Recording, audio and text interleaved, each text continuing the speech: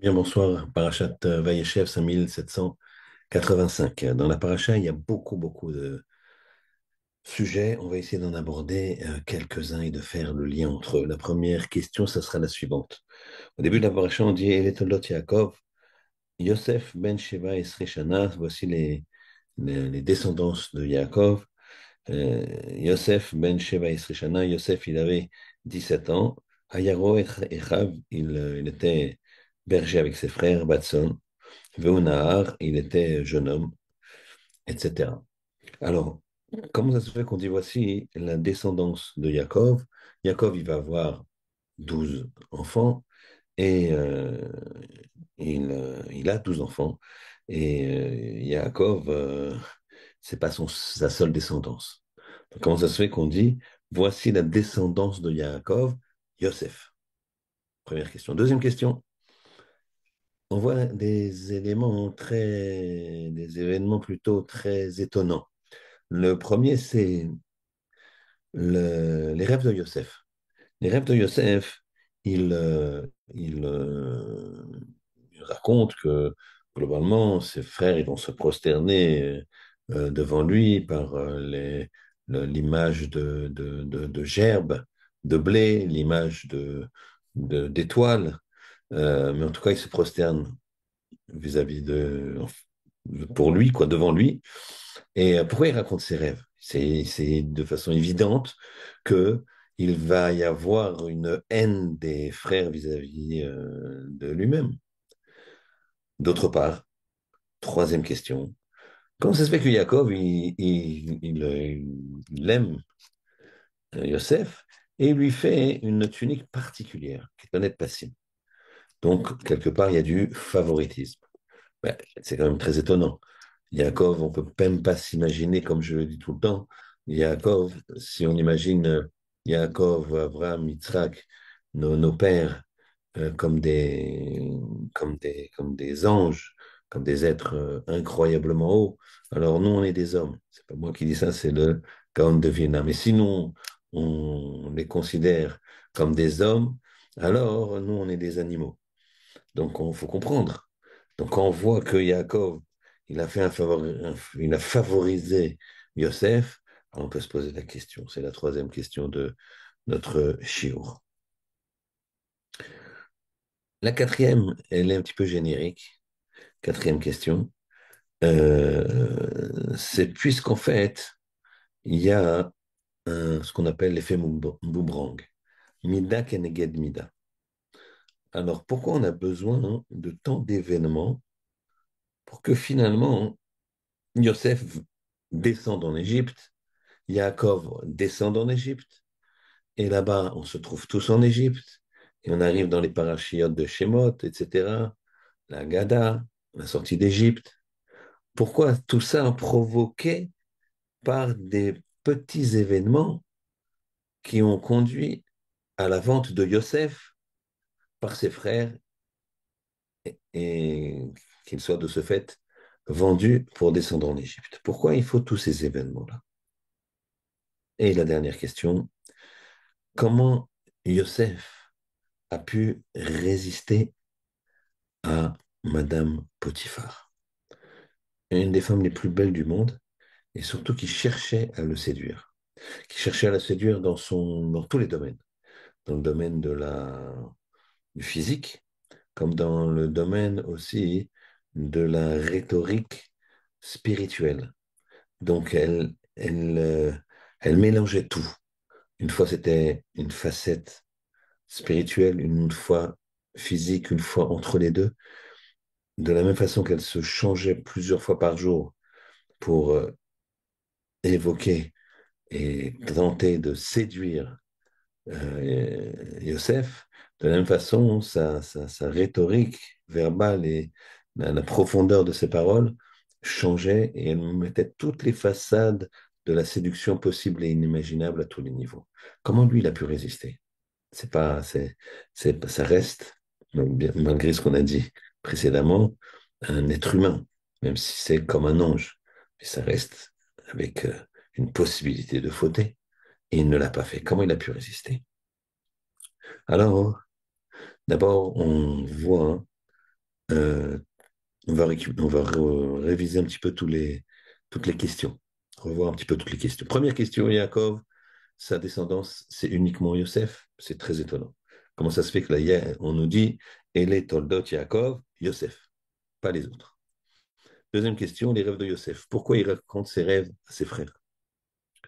Ça va forcément exciter la jalousie.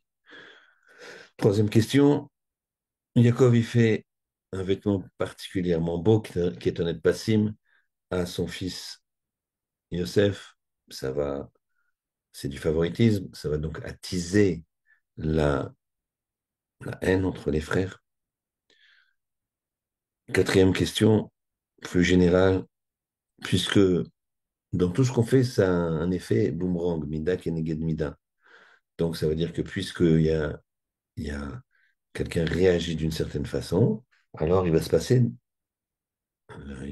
de la façon dont il a agi. Alors pourquoi ne pas, euh, pourquoi on a besoin d'autant d'événements pour que finalement ce soit un premier événement initial qui fait on va à la fin de l'histoire et à la conséquence de cet événement-là. C'est-à-dire que quelqu'un il va faire quelque chose et ensuite il y aura plein d'autres événements. Mais finalement, parce qu'il a fait ça, on arrive là. Mais pourquoi il y a plein d'événements entre les deux, entre le début et la fin? C'est ça le principe. Ensuite, comment Youssef il a pu résister à Madame Potiphar qui faisait tout pour le séduire et elle avait d'énormes moyens, entre guillemets, de le séduire. Alors, la première chose, on va pas faire un chiour sur les rêves, mais on va juste un petit peu regarder ce que la- la- le principe du rêve et pourquoi il est important de bien euh, interpréter un rêve, le cas échéant. D'abord, un titre de boutade. Une fois, il y a un homme qui prend le petit déjeuner avec sa femme le matin, et puis sa femme lui dit, chérie, j'ai fait un rêve extraordinaire, c'est que c'est mon anniversaire ce soir. Bien sûr, on a prévu d'aller au restaurant, j'ai déjà réservé la table. Mais tu sais que j'ai fait un rêve cette nuit que tu m'offrais un collier de perles extraordinaire, magnifique. Tu sais ce que ça peut vouloir dire, ce rêve? Moi, je sais pas, j'aimerais bien savoir ce que ça peut vouloir dire. Tu sais, toi? Le mari regarde son épouse et lui dit, tu verras ce soir. Alors elle est pleine d'espoir et tout, et arrive le soir, il l'amène au restaurant, très beau restaurant, très belle table, des bougies, l'intimité, c'est feutré, c'est vraiment magnifique. Et voilà qu'il sort un paquet, ouais, un très beau paquet cadeau comme ça, une boîte, apparemment une boîte carrée, comme ça, rectangulaire plutôt, en tout cas. Là, elle est vraiment toute heureuse et elle, elle ouvre le paquet. Et puis là, elle voit un livre, elle est étonnée. Et le livre est intitulé Comment interpréter vos rêves. Le mari a répondu à la question de sa femme. Elle lui a demandé, j'ai rêvé que tu m'offrais un collier de perles, comment pourrais-je comprendre, comment on peut interpréter le rêve? Ben voilà, je t'aide à l'interpréter. Pourquoi interpréter les rêves? Pourquoi c'est tellement... Pourquoi on s'attache à ça? Et même les gens qui sont pas religieux, même les gens qui sont pas juifs, les gens, les rêves, ça a une place énorme. Dans la psychanalyse, bon, la psychanalyse Freud, c'est normal, hein, il a pris sans doute de chez nous, enfin de chez nous, de la Torah. Euh, mais alors, c'est quoi ce principe de rêve? Et pourquoi il faut les interpréter de bonne façon? Et pourquoi raconter ses rêves, ça a tellement d'impact? Pourquoi? Parce qu'ils auraient pu dire, ses frères, à Yaakov, écoute, tu t'as rêvé, t'es un gamin, les rêves, ça a pas de sens, quoi. Tu maîtrises rien, voilà. Pourquoi ils ont attaché de l'importance à ça? Parce que, au point de le détester. Puisqu'ils ont dit, eh ben, ils ont cassé d'abord le rêve, mais ils ont pris soin de le casser. Ils auraient pu dire, il y a aucune, ils auraient pu dire, mais ça, ils auraient pu passer complètement à côté, lui dire, écoute, c'est pas, les rêves, c'est rien, qu'est-ce que tu veux, t'es un enfant. Pas du tout. Ils se sont dit, tes rêves, ils sont pas bien parce que, est-ce qu'on viendrait, nous, se prosterner, et puis ton père lui-même, c'est pas possible, etc., etc. Donc il a fallu qu'il fasse des efforts d'interprétation du rêve pour montrer qu'il était faux. En fait, on verra bien qu'il sera vrai plus tard. Mais donc, pourquoi? Pourquoi? Quelle est la- la- la- l'importance de l'interprétation d'un rêve? Alors, on va essayer de comprendre. D'abord, en répondant à toutes ces questions qu'on a posées en amont. Yaakov, sa descendance, c'est Yosef. Pourquoi uniquement Yosef? Eh bien, Yosef et Yaakov, ils ont eu le même parcours.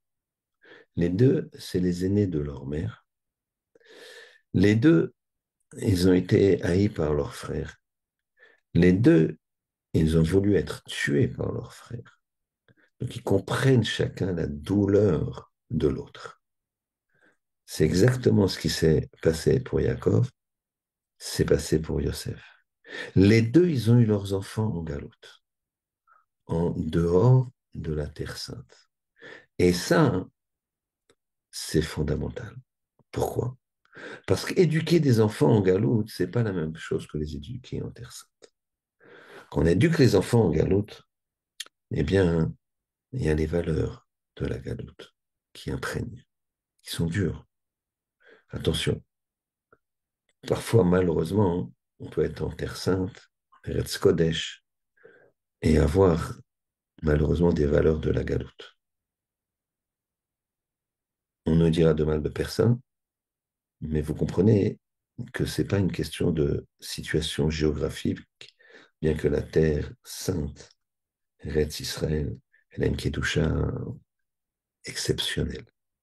Mais si dans cette terre, on ne pratique pas les mitzvot, voire on est contre les mitzvot, alors cet environnement-là, c'est la galoute. C'est les valeurs de la galoute.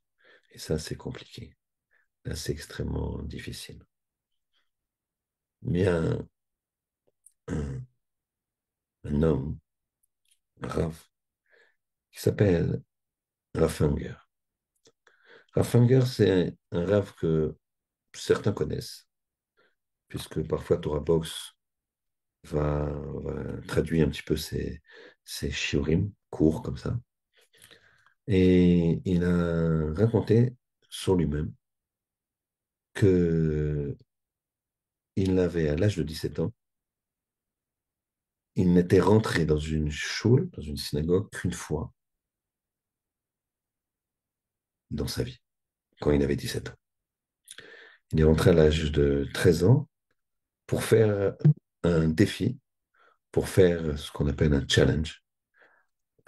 C'est son lycée de haut niveau, complètement laïque, qui avait des challenges de monter à pied le mont Hermon en moins de je ne sais pas combien de jours ou d'heures, de, de faire des challenges comme ça.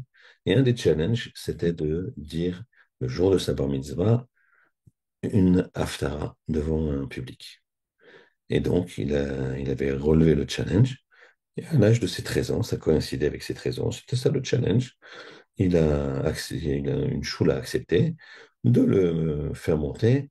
Il a eu la Haftara, il l'a appris par cœur, magnifique, etc. C'était le challenge, mais à part ça, il n'était jamais rentré dans une synagogue. Il savait à peine ce que c'était. À peine ce que c'était. Et il a inventé la chose suivante, c'est que il avait 18 ans en 82, la première guerre du Liban.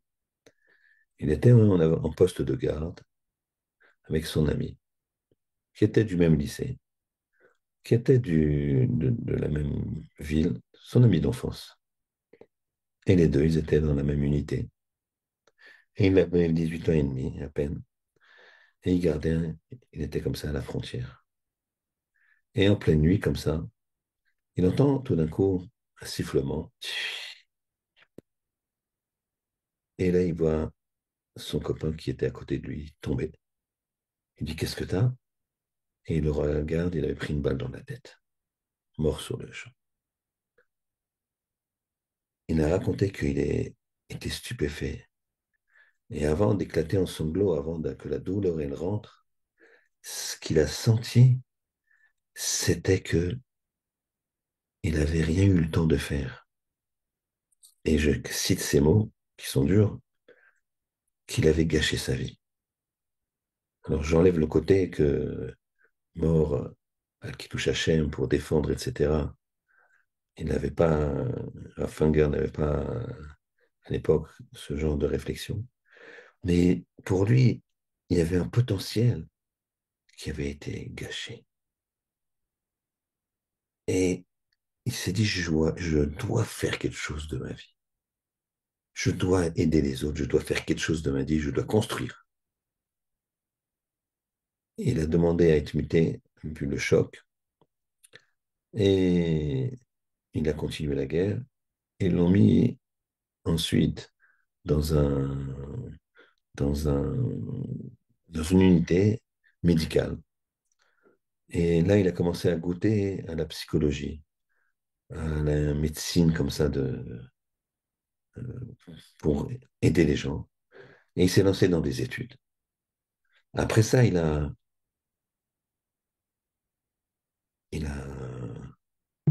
continué des études et il a commencé à toucher aux médecines parallèles, médecine chinoise et dont une certaine médecine qui s'appelle le Reiki.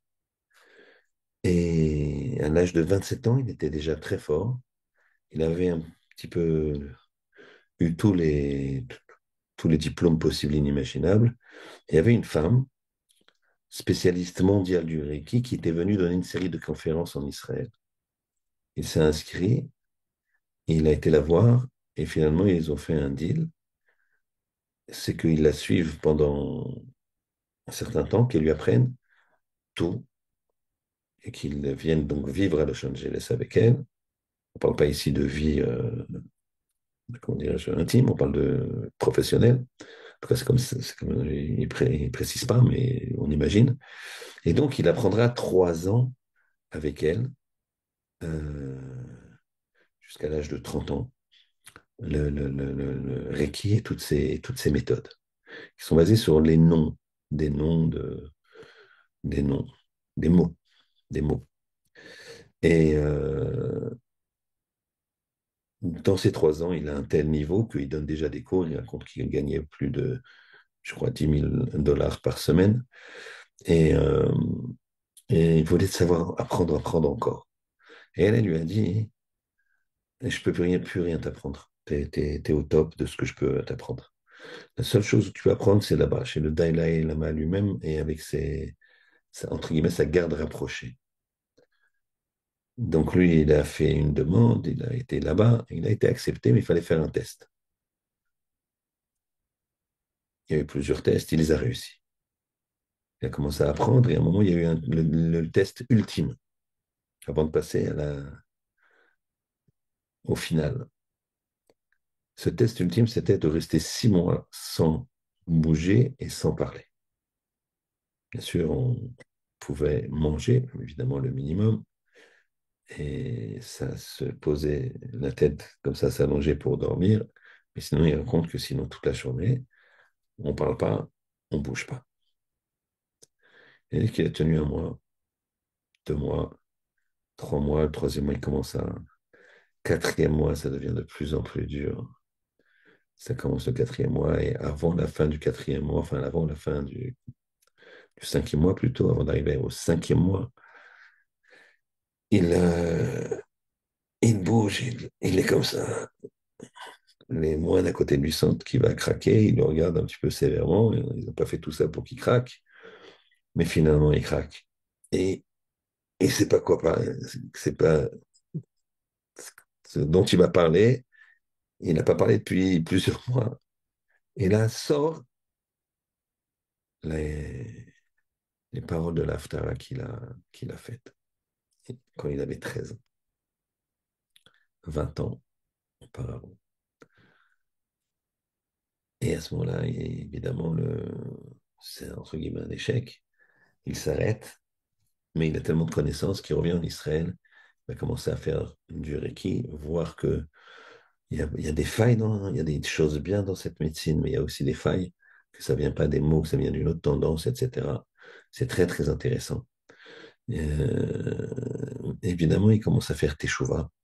Et puis, il va devenir un grand rav, il va devenir Talmid Chacham, il va commencer à étudier dans une yeshiva pour débutants, puis après, il va grandir, grandir, grandir, jusqu'à lui-même ouvrir une yeshiva. C'est un homme, je pense il avait 18, on va dire 20 ans, 82, donc il en a 60, voilà, il a 60 ans, monsieur de 60, 62 ans, et c'est un Talmid Chacham et qui est un grand conférencier. Pourquoi je vous raconte cette partie de sa vie? Parce que qu'est-ce qui a fait qu'il a changé? C'est parce qu'au moment où il a vu son ami mort, c'est comme ça qu'il explique. Il a dit, il a cité comme ça dans les mots en hébreu, les basbez et azman, mépriser le temps. Basbez, t'as gâché ta vie, t'as gâché ton temps. Et lui, il a eu ses sentiments. Bien sûr, à 18 ans et demi, on n'a pas gâché son temps, mais c'est le sentiment qu'il a eu. Il a dit, moi, je ne veux pas gâcher mon temps. Imaginez quand chacun il reste devant son téléphone, dans les réseaux sociaux pour regarder des bêtises. Je ne parle même pas des choses qui salissent, on va en parler. Puisqu'on Yosef face à Madame Potiphar. Je ne parle pas de ça. Je parle des pertes de temps, de jouer avec son téléphone, son smartphone, et d'envoyer des blagues, et d'envoyer ceci et cela, le sport, et de regarder passer son temps à regarder les informations. Dès qu'on est suspendu à l'avenir de nos frères otages, à l'avenir de nos frères Chayalim, à l'avenir de nos frères en Israël, à l'avenir de nos frères partout dans le monde, puisque Ribono Shel Olam, il veut que ça bouge. Eh bien, on fait attention, on prie, on fait des Télim, Badaï. Mais ce n'est pas une raison pour regarder et passer des heures et des heures sur les news. Ça sert à rien. C'est une perte du temps. C'est une perte de temps complet. Lui, qu'est-ce qu'il a fait? Il a attrapé ce moment-là pour grandir. Pour se dire, il faut grandir. Je ne peux pas laisser ma vie comme ça filer, à rien faire, à rien construire. Parfois, c'est l'argent. Les gens, ils courent après l'argent, ils courent après, mais quand ils en ont plus assez. Ils en ont beaucoup, mais non, ils veulent le double. Vous savez, regardez autour de vous, vous pouvez le vérifier, mais c'est instantané. Il y a marqué dans les textes, dans la Talmud, que celui qui a 100, il veut Mataïm. Celui qui a une somme, il veut le double. Prenez quelqu'un qui a. Demandez-lui quand est-ce qu'il va s'arrêter. Il vous dira, ouais, quand j'aurai cette somme-là. Et vous vous dites, mais là, maintenant, tu as quelle somme? Ben, j'ai à peu près la moitié. Donc, quand j'aurai l'autre moitié, c'est exactement ce que dit la Gemara, la Torah. Donc ici, il faut attraper chaque instant. Qu'est-ce qu'il a fait, Yosef? Il n'a pas regardé Madame Potiphar. Pas une seule fois, il l'a regardé. Il s'est dit, si je regarde, si j'ouvre, de la même façon que ouvrir les yeux pour faire quelque chose de bien, attraper et aller dans une dynamique, comme on a montré que Raffanger il a fait, comme il le dit sur lui-même. La même chose dans le sens négatif peut arriver. Et bon, j'ouvre, je regarde, dans le coin de l'œil. Ça va, c'est pas désagréable. Je ne veux pas toucher. Ben si, ça commence par là. Tu commences par cliquer. Tu commences par regarder une série, ça va te tourner la tête. Puis après, tu appuies sur un autre bouton. Puis après, tu fais une rencontre. Puis après, tu. Toujours comme ça. Et ça, il ne te fait pas sentir des excréments comme ça.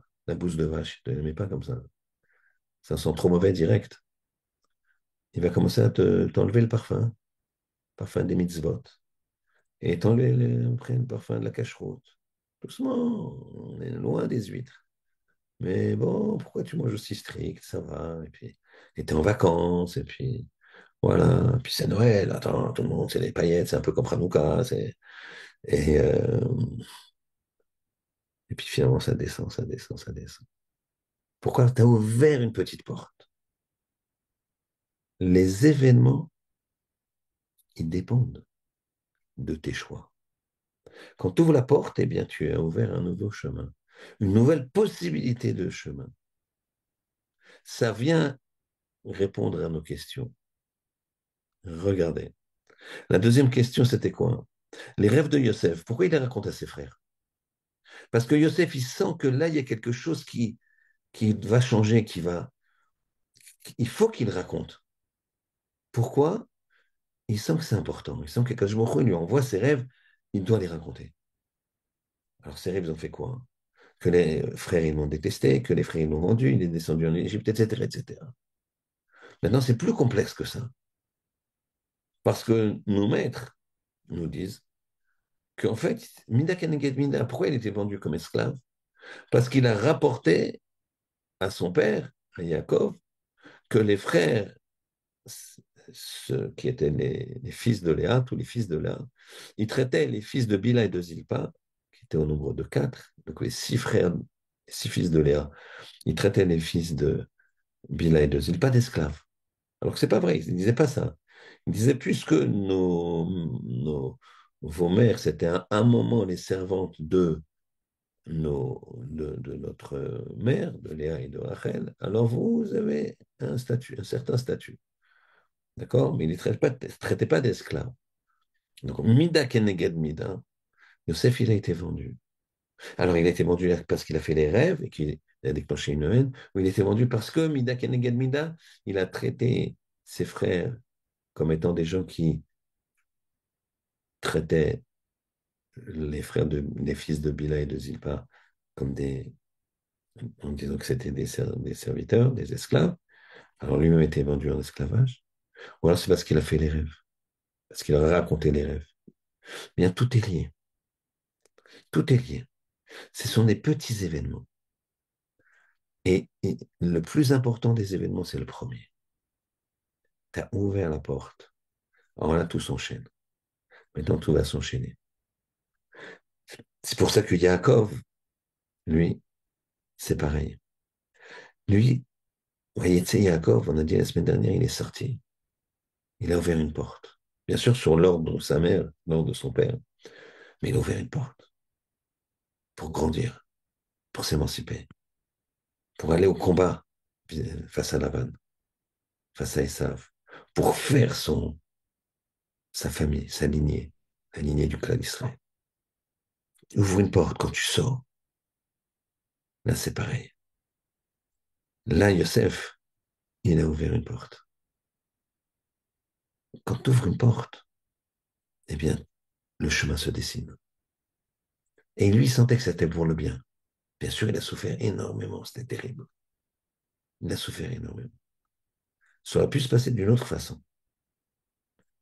Et c'est là où le libre arbitre intervient.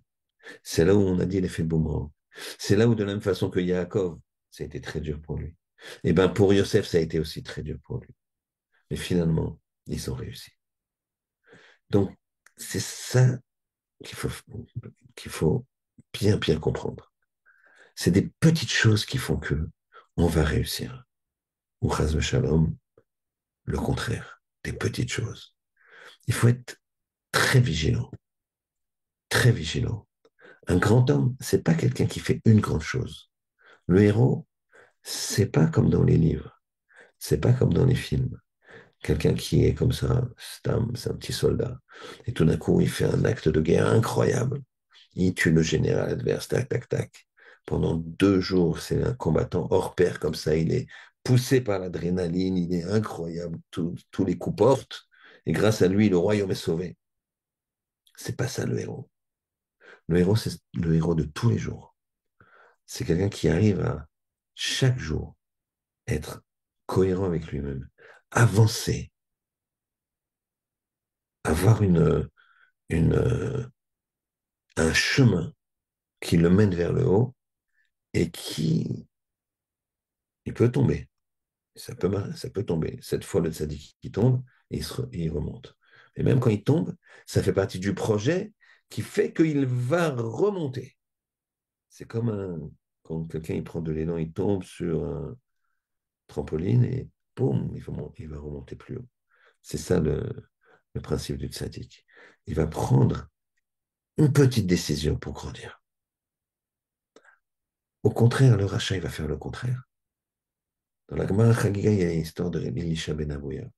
Et Elisha ben Abouya, il a, Elisha ben Abouya, il fait partie des quatre qui sont montés dans le Pardes avec Rabbi Akiba. Donc il y avait Rabbi Akiba ben Azaï ben Zoma et donc Elisha ben Abouya qu'on a appelé plus tard Acher.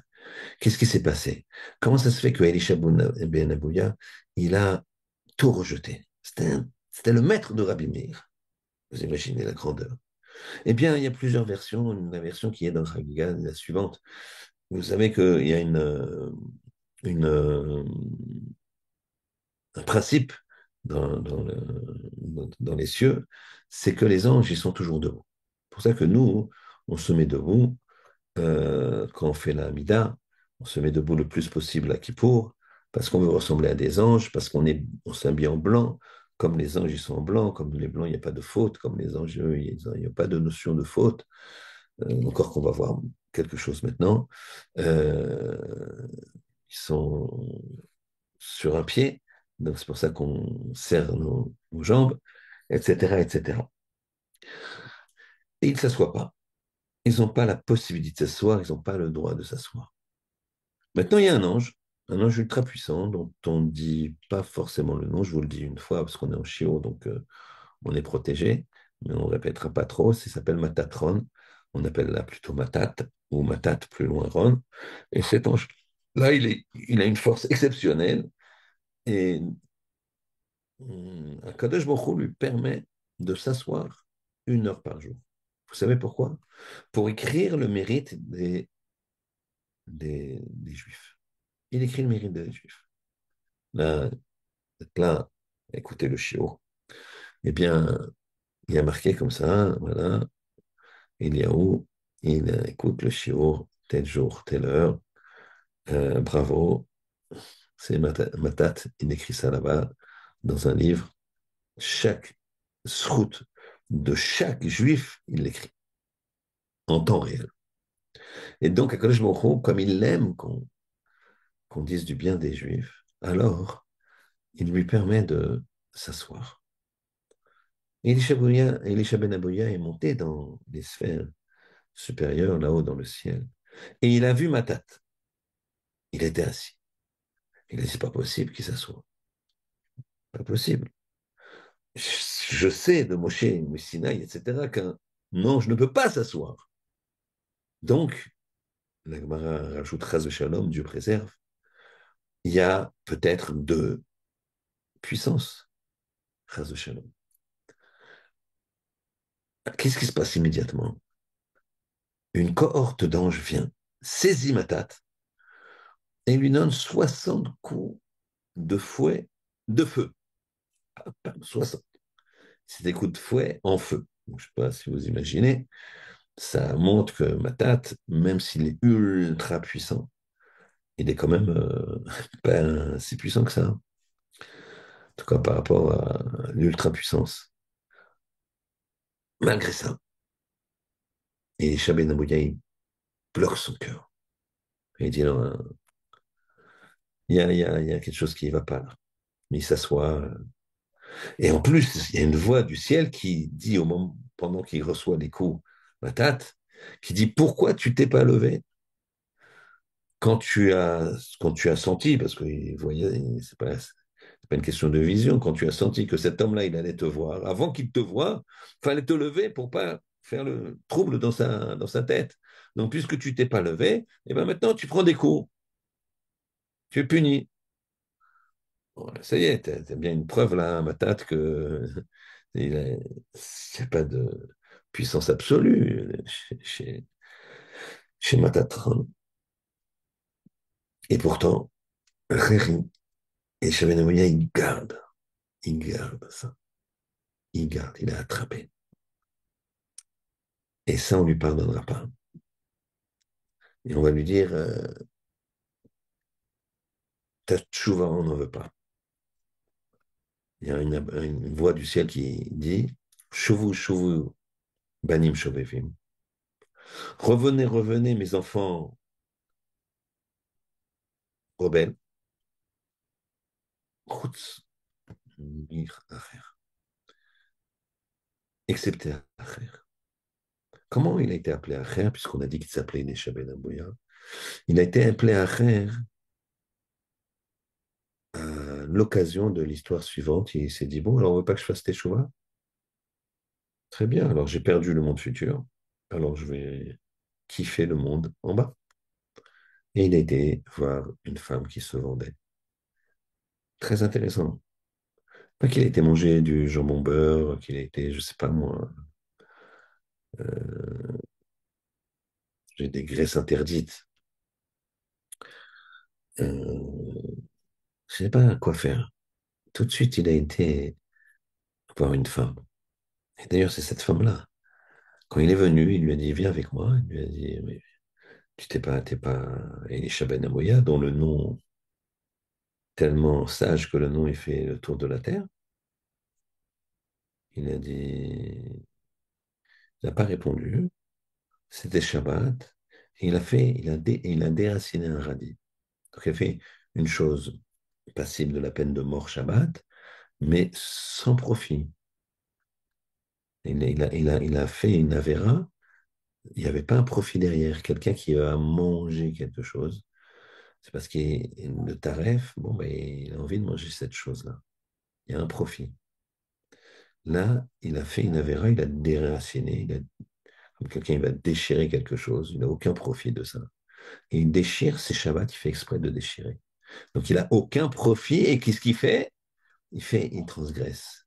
Et là, quand elle a dit, ah non, tu n'es pas Elisha Ben Noah, tu es Acher. C'est elle qui lui a donné ce surnom de Acher. Toi, tu es différent, tu es un autre. C'est pas possible. Ici, qu'est-ce qu'on voit? Le contraire de Yosef. Yosef, sur le mal, Madame Potiphar, il n'a pas voulu regarder une seule fois. Elle lui a mis des lames de rasoir ici. Il dit, tu baisses la tête, tu t'es égorgé. Mais lui, il a commencé à baisser la tête.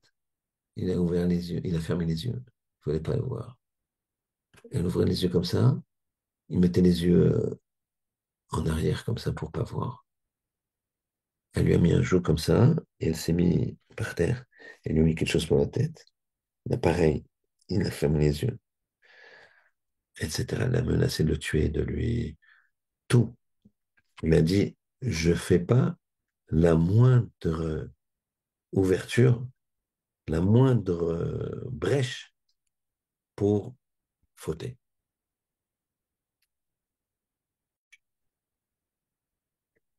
Et la brèche,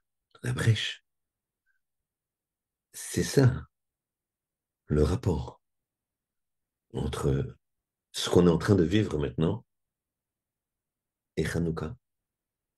C'est ça le rapport entre ce qu'on est en train de vivre maintenant et le jeûne du 10 Tevet.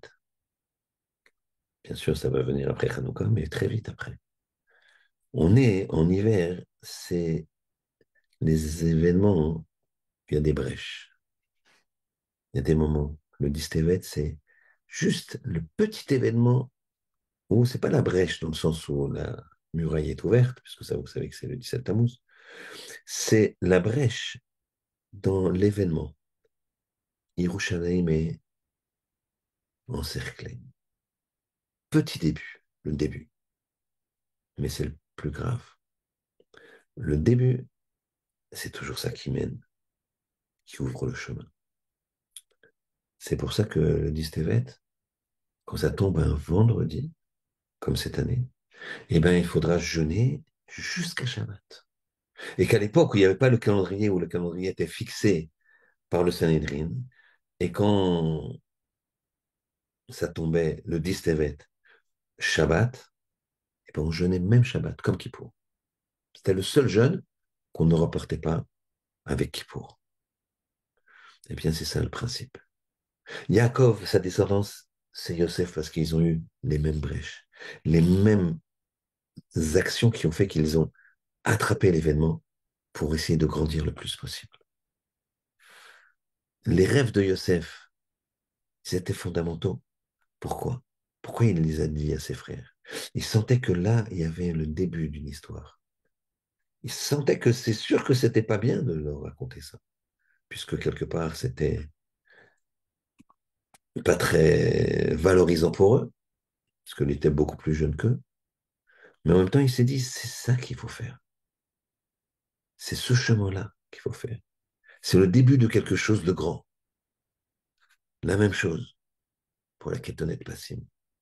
Yaakov, il va faire cette erreur, entre guillemets, d'offrir un vêtement où il va favoriser Yosef par rapport à ses frères. Eh bien non, non, non, c'est pas une erreur.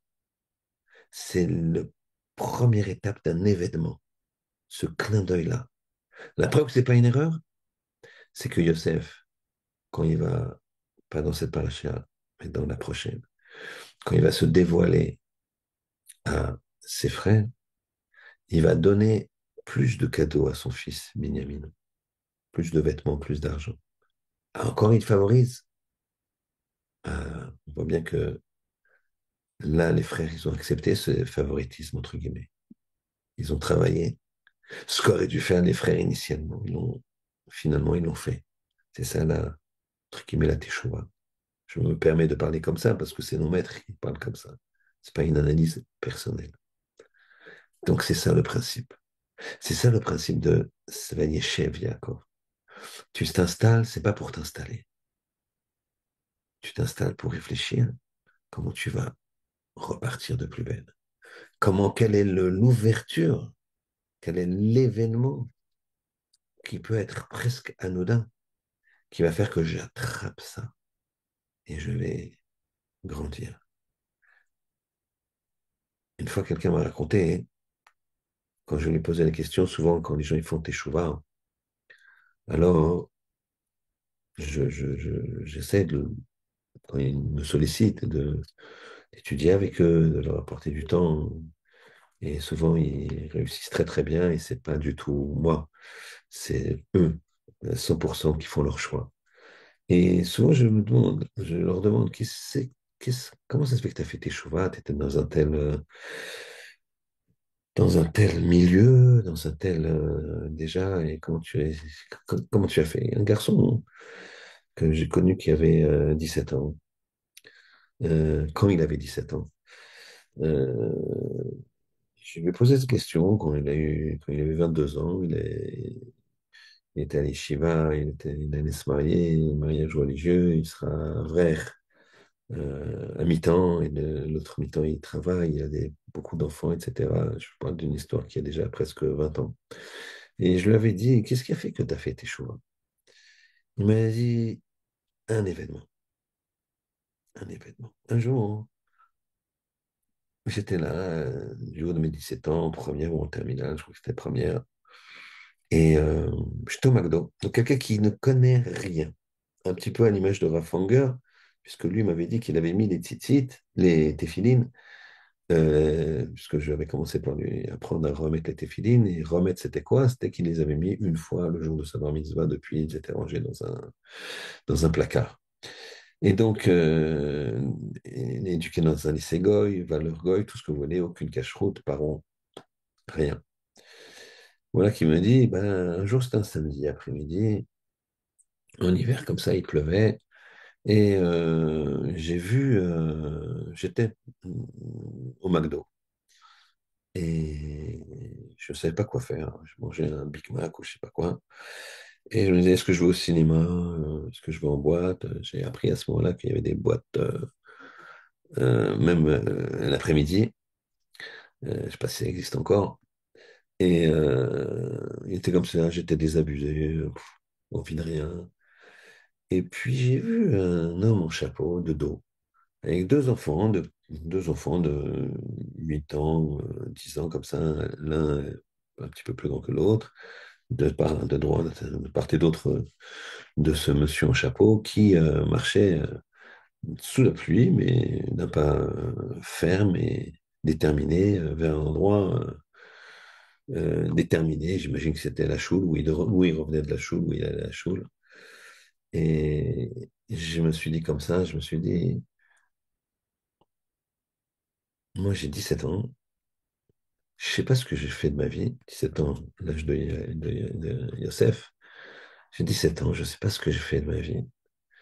Et lui, ce monsieur, il en a, je sais pas, 30, 40, et plutôt 40. Et il sait exactement, il est sous la pluie avec des enfants, et ils sont là, les enfants, ils sont disciplinés, ils marchent comme ça. Je le voyais de dos comme ça, marcher de façon assurée, de façon ferme.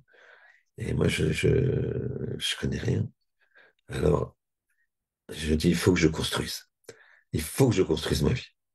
Et donc, et à partir de là, il s'est passé des événements, notamment vous êtes, vous faites partie de ces événements, et on a ouvert ensemble les livres de la Torah, et tout a démarré comme ça.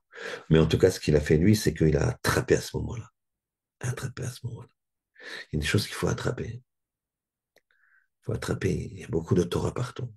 Il y a des choses, il faut fermer les yeux. Toute la grandeur de Yosef, c'est qu'il n'a pas regardé une seule fois Madame Potiphar. Il n'a pas voulu faire la moindre petite ouverture.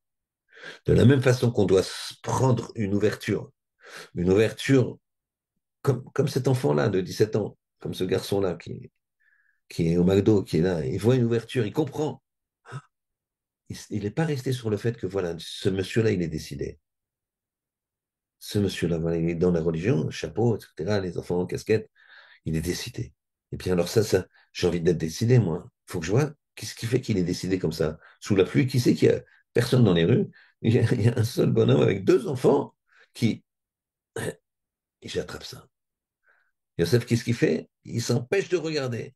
Il y a regarder, attraper et progresser, ou s'empêcher de faire quelque chose. Donc c'est aussi une action, l'action de fermer les yeux pour ne pas aller dans le mauvais chemin. Ça, c'est l'histoire de Yosef. Tout- toute l'histoire de Yosef, c'est ça. Toute l'histoire de Yaakov, c'est ça. On a dit, comment ça se fait qu'il y a plein d'événements puisque finalement il y a un effet boomerang. L'effet boomerang, c'est cet enfant qui marche avec son père. Il dit à son père, papa, j'ai peur. Le père il lui dit, pourquoi? Ben, regarde, papa, il y a quelqu'un qui nous suit. Qui c'est qui nous suit? Le père, il se retourne, il n'y a personne. Et l'enfant, il n'ose pas se retourner. Il dit, bon, ben, avance, papa, avance. Tac, il lui dit, tu vois qu'il y a quelqu'un qui nous suit. Le père, il se retourne, il lui dit, non, chérie, il n'y a personne qui nous suit. Avance, papa, je vais te montrer. Et le père avance, et il voit quoi? Le fils, il lui montre l'ombre. Il regarde, il y a quelqu'un derrière nous. Et le père, il dit, mais non, chérie, ça c'est parce que la lune, elle est claire, et il y a le reflet, il y a l'ombre. C'est nous qui projetons notre propre ombre. Et le père, il a sauté sur l'occasion pour lui dire, ça s'appelle l'effet boomerang, chérie. Quand tu fais quelque chose, ben, tu auras les conséquences de cette chose, il faudra les assumer, dans tous les cas. Alors pourquoi il y a plein d'événements? Puisque de toute façon, quand je fais, pour que ça te trouble, pour pas que ce soit si évident, il va falloir que tu réfléchisses et que tu te dises, ah, parce que j'ai fait ça, et j'ai fait ça, et j'ai fait ça, et j'ai fait ça. Et finalement, c'est le départ. C'est une action sur laquelle tu as attrapé. Tu as fait un choix. Les gens ils se rendent compte plus tard que le fait de s'être marié jeune, ça leur a permis de construire quelque chose de fabuleux. Qu'au départ, ils hésitaient, ils ne savaient pas. Mais ils ont eu une occasion. Regarde, ça y est, tu le connais depuis suffisamment de temps. De toute façon, tu connais jamais la personne. Chacun qui est passé de fiancé à marié, il sait très bien. C'est pas la même chose. Tu connais vraiment la personne avec les années, avec les mois, avec le travail surtout. Tu découvres, tu offres, tu donnes. tu sacrifies de ton temps, tu sacrifies tes meilleurs moments. C'est comme ça que tu aimes, c'est comme ça que tu construis. C'est pas avec un coup d'œil, mais il faut attraper. C'est l'occasion, il ne faut pas la louper. C'est toujours comme ça. C'est une petite décision, je rebondis dessus. C'est comme ça qu'on construit. Il faut être heureux de ça. Aux États-Unis, quand les Juifs ils ont immigré, il y a eu un drame. Des drames très très malheureux qui ont conduit à une assimilation sans précédent des Juifs aux États-Unis.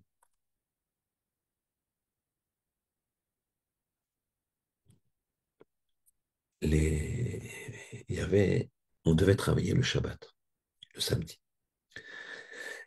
Et donc, il y avait une pauvreté, une grande pauvreté, la crise de 29. Et donc, les Juifs étaient obligés de travailler. Certains ont sacrifié leur train de vie, entre guillemets, le minimum de train de vie. Ils ont vécu dans une pauvreté terrible parce qu'ils ne travaillaient pas Shabbat. Les gens connaissaient ça. Ils travaillaient la semaine, le vendredi, ils étaient licenciés. Ils trouvaient un job, ils disaient rien, le vendredi, ils étaient licenciés.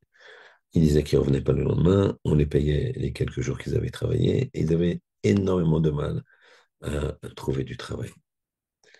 Et deux personnes ont monté une famille dans cet esprit de faire Shabbat. Malheureusement, une de ces familles, les enfants, ils n'ont pas suivi. Ils n'ont plus fait Shabbat. Ils n'ont pas fait Shabbat. Malgré les privations terribles que leur père a acceptées, ils ont vu ça. Pour faire Shabbat, eh bien, c'est pas passé. Eux, ils n'ont pas fait Shabbat. A contrario, son meilleur ami, qui a eu exactement la même vie que lui, qui est de la même génération que lui, le même type d'enfant que lui, tous ces enfants de cet ami, ils ont fait Shabbat, ils ont continué le flambeau. Ils sont été voir un rave. Le rave de la communauté, il faut leur demander. Le rave leur a dit la chose suivante. Il a dit à celui qui faisait pas, dont les enfants faisaient plus Shabbat, il leur a dit, écoutez, c'est vrai que vous avez sacrifié énormément dans, dans votre vie pour le Shabbat et vous avez vécu dans un état de pauvreté terrible. Mais c'était fait avec douleur. Vendredi soir, au lieu de chanter, vous étiez là. Il n'y a pas suffisamment de pain, il n'y a même pas pas d'un bout de viande, mais d'un bout de,